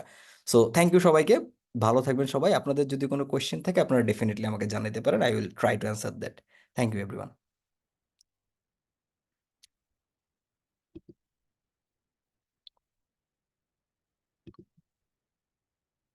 আচ্ছা, একজন হ্যান্ড রেজ করে আছেন, দুইজন হ্যান্ড রেজ করে আছেন, সাজ্জাদ ভাই এবং দুইজনই সাজ্জাদ ভাই। আচ্ছা, পারফেক্ট। আচ্ছা, আমরা হচ্ছে বদরুল হক সাজ্জাদ ভাইকে একটু আনমিউট করি, হ্যাঁ। আমি আপনাকে আক্স টু আনমিউট করছি, আপনি আনমিউট করে আপনার কোশ্চেনটা বলতে পারেন ভাই। জি, আনমিউট করার পারমিশন দেওয়া হয়েছে, আপনারা কাইন্ডলি আনমিউট করে কোয়েশ্চেনটা আসুন। হ্যাঁ, দুই সাজ্জাদ ভাইয়ের যে কোনো সাজ্জাদ ভাই বলতে পারেন, বলেন ভাই। আসসালামু আলাইকুম। ভাই ওয়ালাইকুম আসসালাম। আচ্ছা, ভাইয়া বলবো না স্যার বলবো ঠিক বুঝতেছি না। অফকোর্স ভাইয়া বলবেন না, অফকোর্স ভাইয়া। আচ্ছা ভাইয়া, আপনার একটা কথা ভালো লাগলো, সেটা হচ্ছে সিংহের লেজ হওয়ার থেকে বিড়ালের মাথা হয় ভালো। হুম হুম। অনেক ডায়লগ ছিল। আচ্ছা, আমি আপনার সাথে বলতে চাচ্ছি যে আহ, আপনি বললেন যে ফুললি ওয়েব ডেভেলপমেন্ট না শিখে বা হুম হুম, পুরোটাই না শিখে একটা হুম। সিঙ্গেল শিখেন, সেক্ষেত্রে আমাদের কি ফ্রন্ট এন্ড বা এইচটিএমএল জাভাস্ক্রিপ্ট বা সিএস এর কোনো ফ্রেমওয়ার্ক এগুলো আগে শিখবো নাকি পুরোটাই আচ্ছা, আগে শিখবো? গুড। এখানে যেটা আমি বলছি, যে আমি যেটা বলছি যে ধরেন আমরা শুরুতেই যদি ফুল স্ট্যাক ডেভেলপার হইতে চাই, এটা আসলে একটু ডিফিকাল্ট আইডিয়া শুরুর জন্য। আমরা এই জন্য যেটা করতে পারি, যে ধরেন আমাদের যে সমস্ত বেসিক ওয়েব ডিজাইনিং কনসেপ্ট আছে, কি কি সেগুলা, এইচটিএমএল আছে, সিএসএস আছে, জাভাস্ক্রিপ্ট আছে, রাইট? সো এইগুলো আমরা আগে কমপ্লিট করলাম, এইগুলোতে আমরা কিছু প্রজেক্টস রেডি করলাম। এরপরে আপনি হয় ব্যাক এন্ডটা খুব ভালো মতো একটু আগে শেখেন, অথবা ফ্রন্ট এন্ড আপনি আগে শেখেন। মজার ব্যাপার হচ্ছে, আপনি ব্যাক এন্ডে শেখেন আর ফ্রন্ট এন্ডে শেখেন, দুই জায়গাতেই আপনার একটা আরেকটাকে লাগবেই। সো আপনি অটোমেটিক্যালি বোথ একটা আইডিয়া এখানে পাওয়া যাবেন। আমি যেটা, যদি আপনি ক্যারিয়ার ফোকাসড হন, সেক্ষেত্রে অ্যাজ এ জুনিয়র ডেভেলপার যারা, তাদের কাছ থেকে কেউই এক্সপেক্ট করে না যে ও ফুল স্ট্যাক ডেভেলপার হবে। এক্সপেক্ট করে যে ও হয়তো ফুল স্ট্যাক আইডিয়াটা জানে, যে কিভাবে front end and back end কাজ করে, বাট ও যে কোনো একটা স্পেসিফিকে স্পেশালাইজড। তো আমি দুইটার কোনোটাতেই স্পেশালাইজড না, এর চাইতে আমি স্পেসিফিক ফ্রন্ট এন্ড অথবা স্পেসিফিক ব্যাক এন্ডে স্পেশালাইজড। এইটা আমি মনে করি ক্যারিয়ার শুরু করার জন্য বেশি ইফেক্টিভ। তো এন্ড অফ দ্য ডে তো আমি ফ্রন্ট এন্ডও শিখবো, ব্যাক এন্ডও শিখবো, দুইটাই শিখবো। দুইটা নিয়ে আপনি আইডিয়া নেবেন, বাট আপনি যদি ওই জব লাইফ শুরু করতে চান, ক্যারিয়ার স্টার্ট করতে চান, সেক্ষেত্রে আমি বলছি যে আপনি দুইটার ভিতরে যে কোনো একটা চুজ করে ওইটাতে একটা খুব ভালো নিজের পোর্টফোলিওটা রেডি করতে পারেন শুরুর দিকে। ধাপে ধাপে তো আপনি সবগুলোই শিখবেন। আচ্ছা ঠিক আছে ভাইয়া, সেক্ষেত্রে আমাদের মূলত টার্গেট একটাই আগে দেওয়া উচিত, সেটা ফ্রন্ট এন্ড হোক বা হ্যাঁ, ব্যাক আপনি এন্ড। আপনার আপনার টার্গেট হবে যে আমি দুইটাই জানবো, দুইটাই বুঝবো যে কিভাবে কাজ করে। কারণ front end and back end দুইটা মিলেই তো কাজ করে, তাই না? তো আমরা ওই দুইটার একটা ওভারভিউ নিব। এই যে ধরেন জেনেরিক যে কোর্সগুলো বাংলাদেশে হয়, যে 6 মাস বা 7 মাসের যে ফুল স্ট্যাক কোর্সেস গুলো হয়, এই 6 মাস বা 7 মাসে কি আসলে দুইটাই কমপ্লিটলি মাস্টার করা পসিবল কিনা? না, কমপ্লিটলি মাস্টার করা পসিবল না। যেটা করে তারা, যে একটা অল ওভার আপনাকে বার্ডস আই ভিউ দিবে, বেসিক এবং ইন্টারমিডিয়েট সব জিনিসগুলো কাভার করে দিবে ফ্রন্ট এন্ড অ্যান্ড ব্যাক এন্ডের, যাতে আপনি একটা সলিড আইডিয়া পান যে এই ফুল যে টেকনোলজিটা এটা কিভাবে কাজ করতেছে। তো তখন যেহেতু আপনার দুইটার উপরে আইডিয়া আছে, আপনি ডিসাইড করতে পারবেন যে ওকে ফাইন, আমি তো দুইটাই মোটামুটি ভালো জানি, এখন যে কোনো একটাতে আমি স্পেশালাইজড হব। এই হবে টার্গেট, বুঝতে পারছেন? মানে দুইটাই শিখে একটাতে স্পেশালাইজড হব জব বা ক্যারিয়ার শুরু করার জন্য। আচ্ছা, আর একটা কোশ্চেন ছিল, জি। সেটা হচ্ছে ওয়েব ডেভেলপমেন্টের ক্ষেত্রে আমরা কি মাইনস্টকে শিখতে পারবো নাকি অন্য অন্য কিছু শিখলে বেটার হবে? Good question. আপনি এখানে আসলে যে কোনো স্ট্যাক শিখতে পারবেন, সবকিছুই দিন শেষে একই কাজ করতেছে। হ্যাঁ, আপনি যদি মার্ন স্ট্যাকে শেখেন তো পরবর্তীতে এর মানে এই না যে ধরেন মার্ন স্ট্যাকের বাইরে আরেকটা স্ট্যাক যদি আমরা চিন্তা করি, যেমন ধরেন পিএইচপির একটা স্ট্যাক আছে, আপনি লারাভেল দিয়েও কাজ করতে পারবেন। একদমই সিমিলার, মানে আপনি একটা যদি ভালো মতো শিখতে পারেন, ওই আরেকটার যে ট্রানজিশন পিরিয়ড সেটা খুবই কম হবে আপনার জন্য। মানে এমন না যে এখানকার যে ইমপ্লিমেন্টেশন ওইখানকার ইমপ্লিমেন্টেশন একেবারেই আলাদা, অ্যাবসোলুটলি সেম। আপনি যদি একটা খুব ভালো মতো পারেন দেন আরেকটা শেখাটা আপনার জন্য একেবারেই সহজ হবে। সো আপনি ডিসাইড করবেন যে আপনার কোন ল্যাঙ্গুয়েজ ভালো লাগে। যেমন আপনার হয়তো এই যে জাভাস্ক্রিপ্ট ভালো লাগে, তাহলে আপনি মার্ন স্ট্যাক নিয়ে শিখবেন। আপনার হয়তো পাইথন ভালো লাগে, তাহলে আপনি জ্যাঙ্গো নিয়ে শিখতে পারেন। আপনার হয়তো পিএইচপি ভালো লাগে, দেন আপনি হয়তো লারাভেল নিয়ে শিখতে পারেন। মানে যে কোনো একটা যদি আপনি ভালো মতো শিখতে পারেন দেন অন্যান্য গুলা এক্সপ্লোর করাটা অনেক সহজ হয়ে যাবে আপনার। যে কোনো একটা, সবাই সেম, শুধুই হালকা হয়তো ইমপ্লিমেন্টেশনের মানে তফাৎ আছে, ফিলোসফি সেম। আচ্ছা, আর একটা সিম্পল কোশ্চেন ছিল, সেটা শিওর। হচ্ছে ব্যাক এন্ডের ক্ষেত্রেও কি এইচটিএমএল সিএসএস জাভাস্ক্রিপ্ট প্রয়োজন? না, এটা মানে ডিরেক্টলি প্রয়োজন না। ব্যাকএন্ডের জন্য আমাদের সার্ভার সাইড বিভিন্ন প্রোগ্রামিং ল্যাঙ্গুয়েজ থাকে। যেমন আপনি পিএইচপি তে ব্যাকএন্ড ডেভেলপমেন্টে কাজ করতে পারেন, পাইথন দিয়ে ব্যাকএন্ড ডেভেলপমেন্টে কাজ করতে পারেন, আরো অন্যান্য অনেক প্রোগ্রামিং ল্যাঙ্গুয়েজ আপনি কাজ করতে পারেন। এইচটিএমএল সিএসএস এর এটা আমরা কেন শুরু করতে বলি, ধরেন এইচটিএমএল সিএসএস তো প্রোগ্রামিং ল্যাঙ্গুয়েজ না, basically markup language and designing language. So এটা কম্পারেটিভলি শেখাটা ইজি। অ্যাটলিস্ট যারা অ্যাবসলিউট বিগিনার তারা যাতে কোডিং এনভায়রনমেন্টের সাথে খুব বেশি পরিচিত হইতে পারে। আবার দিন শেষে যেহেতু সবকিছু আপনি এইচটিএমএল সিএসএস থ্রুতেই দেখতেছেন, সো এই জন্য এটা মানে অপরিহার্য আমরা মনে করি যে অ্যাটলিস্ট এটা যদি আপনি জানা থাকেন তাহলে আপনি কোডিং এর সাথেও পরিচিত হইলেন, আবার ওয়েব ডেভেলপমেন্টের অ্যাবসলিউট বেসিক জিনিসও আপনি জানে গেলেন আর কি। এই জন্য আমরা মানে ব্যাক এন্ড ডেভেলপারই হন আর ফ্রন্ট এন্ড ডেভেলপারই হন, এইচটিএমএল সিএসএস এর বেসিক নলেজটা আমরা মনে করি যে আসলে রাখা উচিত। আচ্ছা, ওকে, আমি কি আর কোশ্চেন করতে পারবো? অফকোর্স কোশ্চেন করতে পারবেন, বলেন। আপনি যদি আজকে আরো মানে 20টাও কোশ্চেন করেন আমি আসি, বলেন। আমি কোশ্চেন করতে চাচ্ছি, আমি মান স্টেপ শিখলে, মান স্টেপ তো আপনার ব্যাক এন্ড আর ফ্রন্ট এন্ড দুটাই হয়, তো হুম হুম সেক্ষেত্রে আমি এইচটিএমএল সিএসএস আর জাভাস্ক্রিপ্ট আর মান স্টেপের থেকে যদি রিয়েক্ট আগে প্রাধান্য দেই, হুম তাহলে এটা হুম। জন্য বেস্ট হবে? হ্যাঁ হ্যাঁ, এটা খুবই ভালো হবে। মানে যেহেতু ধরেন আপনি জাভাস্ক্রিপ্ট ভালো মতো শিখতেছেন এবং জাভাস্ক্রিপ্ট দিয়ে আপনি ফ্রন্ট এন্ডের রিয়াক্ট শিখতেছেন, আবার নোড জেসের থ্রুতে আপনি ব্যাক এন্ডেও কাজ করতে পারতেছেন, রাইট? সো আপনি যেটা করতে পারেন, আপনি অবশ্যই মার্সটাকে চুজ করতে পারেন। সেক্ষেত্রে আপনার খুব ভালো জোর দিতে হবে জাভাস্ক্রিপ্টের উপরে। মানে অ্যাজ এ প্রোগ্রামিং ল্যাঙ্গুয়েজ জাভাস্ক্রিপ্টের খুব ডিটেলস যদি আপনি জানেন, সেক্ষেত্রে আপনার রিয়াক্ট শেখাটাও খুব ইজি হবে, আপনার নোড জেসে পরবর্তীতে ব্যাকএন্ড ডেভেলপমেন্টটাও ইজি হবে। তো শুরুর দিকে বাংলাদেশের প্রেক্ষাপটে আপনি চিন্তা করলে রিয়াক্টের অনেক জব অপরচুনিটিস আছে তো, এবং রিয়াক্টের কমিউনিটি সাপোর্ট অনেক বেশি, রিসোর্সেসও অনেক বেশি। সো আপনি অবশ্যই এটা একটা ওয়াইজ ডিসিশন হবে যদি আপনি মার্নসটাকে ডেফিনেটলি ফ্রন্ট এন্ড ব্যাকএন্ড দুইটাই শিখবেন, বাট রিয়াক্টে বেশি জোর দিবেন। এটা আপনি অবশ্যই করতে পারেন, এটা খুবই। আচ্ছা, বুঝছি। আচ্ছা ভাই, আপনার কাছে একটা হাম্বল রিকোয়েস্ট, সেটা হচ্ছে পাইথনে একটু ডিটেলস বললে ভালো হয়।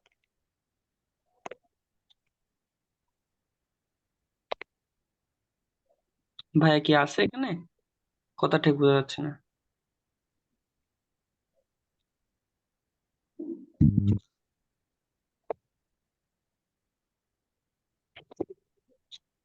যদি একটু ওয়েট করবেন, হয়তো ভাইয়ার হচ্ছে একটু ইন্টারনেট ইস্যু হচ্ছে। সো দেখি, একটু ওয়েট করি ভাই।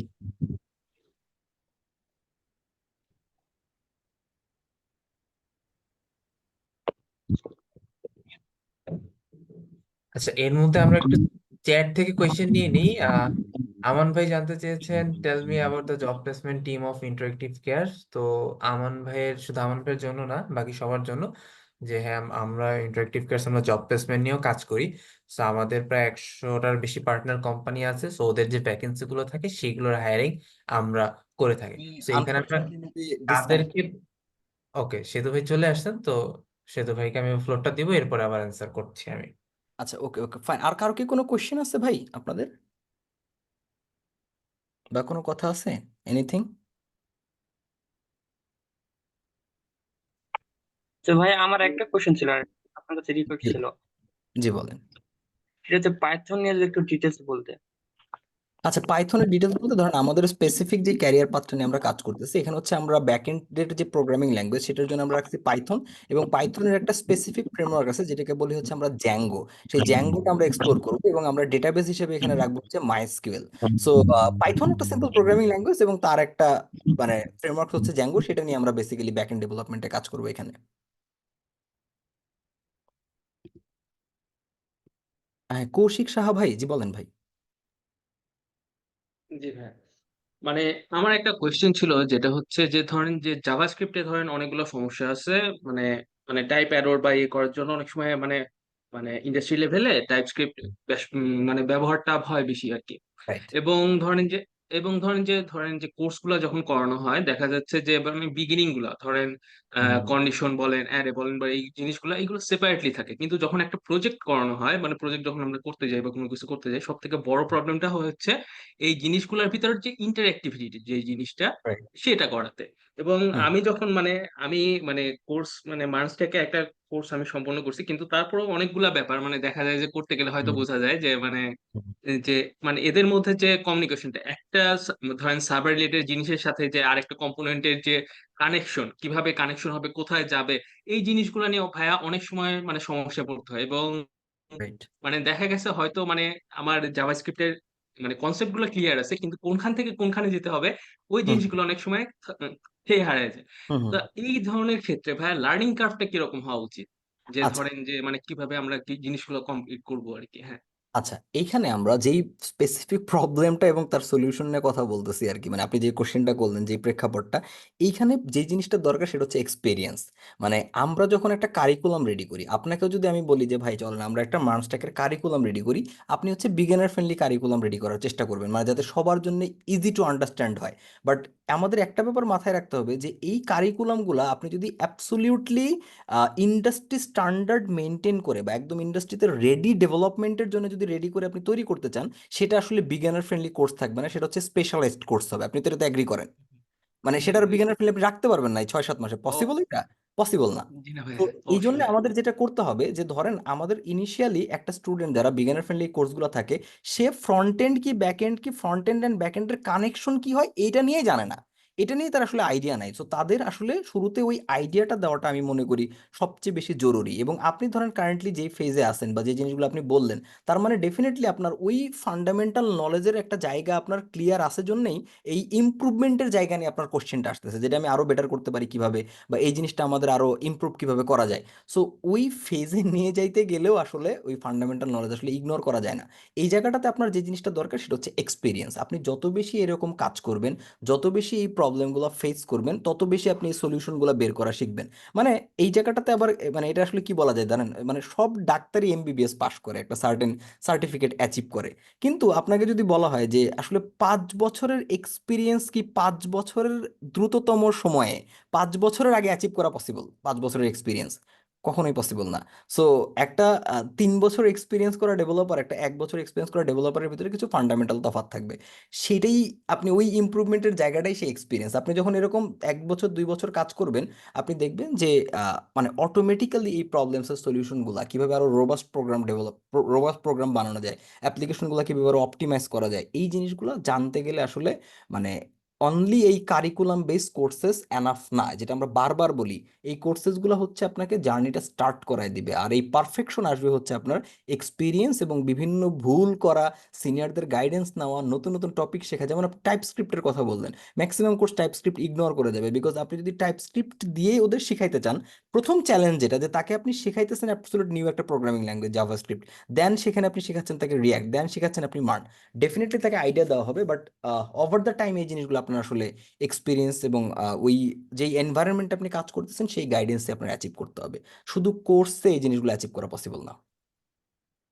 জি ভাই, মানে এখানে এই যে মানে যে জিনিসটা বললেন এক্সপিরিয়েন্সের ব্যাপারটা, মানে এই ধরনের একটা ফেজে আছি, মানে আমি যে ফেজে আছি অনেকটা বলতে পারেন যে ফ্রাস্ট্রেশন ফেজের মতো, যে রাইট। ধরেন যে মানে হ্যাঁ, যে হুম। আমি মানে জিনিসগুলা বুঝতেছি, সবকিছু আইডিয়া করতেছি, যখন আমি প্রজেক্টে কাজ করতে যাচ্ছি, ধরেন একটা ওয়েবসাইট নিয়ে আমি একটা ওয়েবসাইট ক্লোন করতে যাচ্ছি, হ্যাঁ, হুম। মানে ইন্টারঅ্যাক্টিভ করতে যাচ্ছি, তখন যে জিনিসটা হয় যে ধরেন মানে হয়তো মানে একটা জায়গা থেকে ভিডিও দেখলাম, ইউটিউবে ভিডিও দেখলাম বা কোনো কিছু হুম। করলাম, ওটা দেখে আমি বুঝতে পারতেছি যে এখান থেকে এখানে, কিন্তু যখন নিজে করতে যাব যে হুম। মানে কোনো কিছু না দেখে হেল্প না করে, তখন যে সমস্যাটা হয়, তখন হয় যে একদম থই হারা যাওয়ার মতো যে অবস্থা হয় সেটা হয় আর কি। তো এটাই তো এই সবচেয়ে জিনিসটার কঠিন জন্য phase, হ্যাঁ, হ্যাঁ, হ্যাঁ, এই সবচেয়ে কঠিন, জিনিসটার জন্যই ভাই।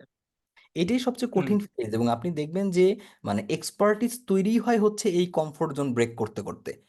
মানে যেমন এই আপনি যদি একটা টপিক শিখতে যান শেখার যে ফেজটা, শুরুর ফেজটা আসলে খুব বেশি কঠিন না। ইনফরমেশন গ্যাদার করতেছেন, সেই ইনফরমেশন ইমপ্লিমেন্ট করতেছেন, আরেকজন করতেছে একটা প্রজেক্ট, সেটা আপনি রেপ্লিকেট করতেছেন, কিন্তু অলরেডি একটা সলিউশন দেখে আপনি সলিউশন প্র্যাকটিস করতেছেন। বাট যখন আপনি প্রবলেম দেখে সলিউশন প্র্যাকটিস করবেন, ডেফিনেটলি এই প্রবলেমগুলো হবে। সো আমার পার্সোনাল সাজেশন বা রিকমেন্ডেশন যেটা আপনার কাছে থাকবে, আপনি দেখবেন যে 6 মাস আগে যতটা আপনার খেই ছাড়া মনে হতো সবকিছু, যে আমি কিছুই ধরতে পারতেছি না, 6 মাস পরে ওই টপিকগুলো আপনার কাছে অনেক বেশি মেক সেন্স করবে। আপনি আরো 6 মাস টাইম দেন, আরো একটু এরকম স্ট্রাগল করেন। আপনি শুধুমাত্র এটা মনে রাখবেন যে ধরেন আপনি এখন যতগুলো স্ট্রাগল করতেছেন, যতগুলো আপনার ডিসঅ্যাপয়েন্টমেন্ট লাগতেছে, এইগুলা এই প্রত্যেকটা অনেকটা ধরনের পুশ আপ দেওয়ার মতো আপনার মাসল বিল্ড হইতেছে। আপনি যতই পরিশ্রমটা করবেন, যতই ফ্রাস্ট্রেশনটা ফিল করবেন, তত বেশি আপনার মাসল বিল্ড হবে, আপনি বড় প্রোগ্রামার, বড় ডেভেলপার হইতে থাকবেন। বিলিভ মি অর নট ভাই, এমন একটা পার্সন আপনি ইন্ডাস্ট্রিতে পাবেন না যার এই ফেসটা যায় নাই, যে এরকম ফেড আপ ফিল করে নাই, ফ্রাস্ট্রেশনে পার করে নাই। এটা সময়ের সাথে সাথে ঠিক হবে, নতুন ফ্রাস্ট্রেশন অ্যাড হবে। এটাই লাইফ, এটাই ডেভেলপমেন্ট আসলে। জি স্যার, থ্যাংক ইউ ভাই। হতাশ হবেন না, হতাশ হওয়ার কিছু নাই ভাই। আপনি রাইট ঠিক ট্র্যাকেই আছেন। এই ফ্রাস্ট্রেশন যদি না থাকতো তাইলেই বলতাম যে আপনি রং ট্র্যাকে আছেন। আছে, থ্যাংক ইউ ভাই। ওকে, আচ্ছা, আর কারো কোনো কথা আছে?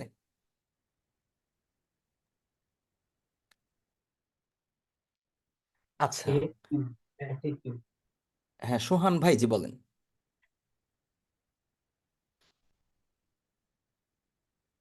আচ্ছা, ওকে ওকে, তাহলে মেবি আর কারো কোনো প্রশ্ন নাই। আমার মনে হয় যে আমাদের বাকি যে আলোচনাগুলো, সেগুলো আমাদের টিম থেকে আপনাদের সাথে আসলে করা হবে, বা ইন জেনারেল যে আইডিয়াগুলো দেওয়া আছে সেটা জানানো হবে।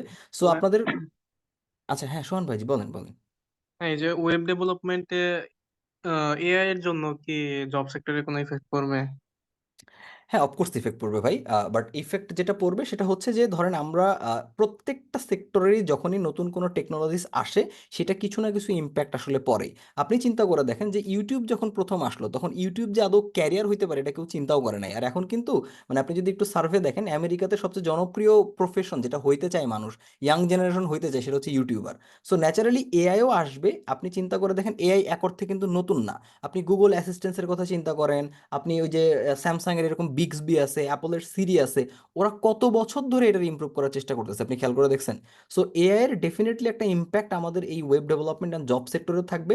বাট আমি আলটিমেটলি যেটা বিলিভ করি, কোনো কিছু দিয়েই human creativity, human problem solving যে স্কিল, এটা আসলে রিপ্লেস করা পসিবল না। সো যদি আপনার প্রোগ্রামিং ফান্ডামেন্টাল স্ট্রং থাকে, আপনার যদি প্রবলেম সলভিং স্কিল ভালো থাকে, এবং আপনার যদি ওই হিউম্যান ক্রিয়েটিভিটিটা থাকে, আমার মনে হয় যে এআই নিয়ে আপাতত আমাদের খুব বেশি চিন্তা করার কিছু নাই। আমাদের এখন প্রধান কাজ হচ্ছে যে কোর ফান্ডামেন্টাল স্কিলস ডেভেলপ করা। আমি একটা প্রোগ্রামিং ল্যাঙ্গুয়েজই পারি না, আমি একটা ভালো স্ট্যাকের ডেভেলপমেন্টই পারি না, এআই নিয়ে কনসার্ন থাকে তো আমার লাভ নাই। সো আমার যে জিনিসটা চিন্তা করতে হবে যে কিভাবে আমি এআইটাকে কাজে লাগাবো। আমাদের এটুকু বুঝতে হবে যে এআইকে যারা কাজে লাগাইতে পারবে আসলে তাদের কোনো সমস্যা নাই, যারা এআইকে ভয় পাবে তাদেরই আসলে চিন্তার ব্যাপার। তো আমরা ভয় পাবো না ভাই, আমরা হচ্ছে এআইকে ইউটিলাইজ করে আগায় যাবো আর কি। এটাই হচ্ছে প্ল্যান, এটাই হচ্ছে গেম প্ল্যান আপাতত। আর তাছাড়া মানে অ্যাবসলিউট ফিউচার প্রেডিক্ট করা তো খুবই ডিফিকাল্ট। লেটস সে, দেখা যাক, আমরা আমাদের চেষ্টাটা করতে থাকি, বাকিটা সময় বলে দিবে আর কি।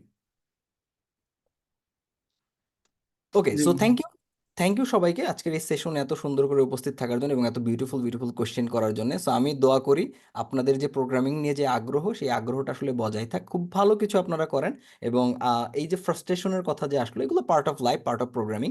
ফ্রাস্ট্রেশন বলি, যেই পয়েন্টগুলোই বলি, এগুলো আপনি উতরায় ওঠেন এবং একটা খুবই খুবই বিউটিফুল এবং সাস্টেনেবল ক্যারিয়ার এবং হ্যাপি অ্যান্ড হেলদি লাইফ আপনাদের হোক, সেই দোয়াটাই থাকলো। আপনারাও আমার জন্য দোয়া করবেন, আল্লাহ যেন আমাকে সুস্থ রাখে, আপনাদের মাঝে রাখার এই সুযোগটা বারবার করে দেয়। থ্যাংক ইউ সবাইকে। সো ইনশাল্লাহ, আল্লাহ বাঁচায় রাখলে আবার কখনো না কখনো, কোথাও না কোথাও ডেফিনেটলি দেখা হবে। ঠিক আছে, সে পর্যন্ত সবাই ভালো থাকবেন। আসসালামু আলাইকুম। থ্যাংক ইউ ভাই, সেতু ভাইয়াকে, for this wonderful webinar. I hope আমাদের সবারই যে কোয়েশ্চেন্স গুলো ছিল একটু হলেও সলভ হয়েছে। আর যদি কারো আর কোনো কোয়েশ্চেন থাকে, তাহলে আপনাদের কাছে টাইম আছে, আপনারা এখনো আনমিউট করে আপনাদের কোয়েশ্চেন্স গুলো করতে পারবেন। তাছাড়া আমাদের web development with Python, Django and রিয়্যাক্টের ব্যাচে আপনারা যদি এনরোল করতে চান বা আরো ডিটেলস জানতে চান, তাহলে চ্যাট বক্সে লিঙ্কটা দেওয়া হয়েছে, আপনারা কাইন্ডলি ওই লিঙ্কটা চেক করে দেখতে পারবেন অ্যাবাউট আওয়ার কোর্সেস, ওখানে সব ইন ডিটেলস আছে।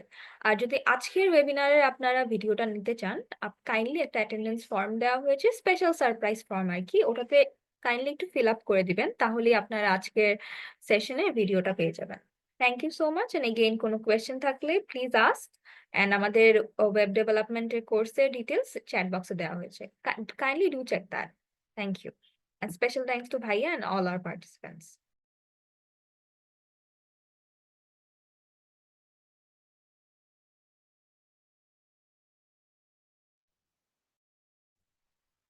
আচ্ছা, যদি কারো আর কোনো কোয়েশ্চেন না থাকে তাহলে we will end this session with Bhaiya's permission. I hope all of you have a good day. Thank you so much.